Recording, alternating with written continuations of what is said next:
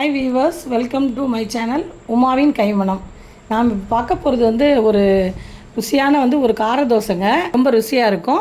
வாங்க இதுக்கு தேவையான பொருட்கள் பார்த்துடலாம்.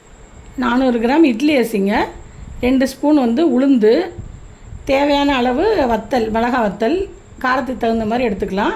அப்புறம் ஒரு உருண்டை புளி, அப்புறம் கடலைப்பருப்பு ஒரு 3 ஸ்பூன் வச்சுருக்கேன். அதுக்கப்புறம் கருவேப்பிலை, அப்புறம் சின்ன வெங்காயம் கொஞ்சம் உரித்து வச்சுருக்கேன். அப்புறம் தேங்காய் எடுத்து வச்சுருக்கேங்க.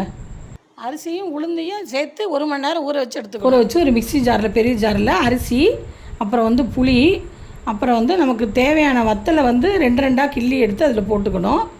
போட்டுட்டு தேவையான அளவு உப்பு போட்டு நம்ம ஜாரில் அரைச்சி எடுத்துக்கலாங்க. கொஞ்சம் கரகரப்பாக இருக்கணும், ரொம்ப வலுவலுன்னு அரைக்கக்கூடாது. கொஞ்சம் கரகரப்பாக இருக்கிற மாதிரி அரைச்சி எடுத்துக்கலாம். முதலே கடலைப்பருப்பை கொஞ்சம் நேரம் 1 மணி நேரம் ஊற வச்சுக்கணுங்க.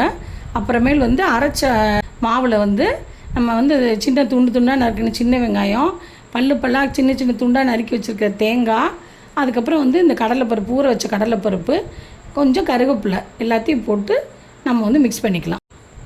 இப்போ தோசைக்கல்லை போட்டு தோசை ஊற்றுறேன். சுற்றி வர ஊற்றிக்கோங்க. கொஞ்சம் நல்லா தண்ணியாக கொஞ்சம் கரைச்சிட்டு சுற்றி வர ஊற்றிட்டு நடுவில் உள்ள ஃபில்லப் பண்ணிட்டிங்கன்னா கொஞ்சம் நல்ல லேசாக நல்லா மொறுன்னு சூப்பராக தோசை வரும். இப்போ கார தோசை ரெடிங்க.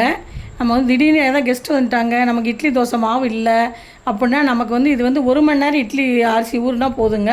நம்ம உடனே ரெடி பண்ணிடலாம். அதனால் சூப்பரான கார தோசை ரெடி ஆகிடுச்சு. உங்களுக்கு இந்த வீடியோ பிடிச்சிருந்துச்சுன்னா சப்ஸ்கிரைப் பண்ணுங்கள். தேங்க்யூ.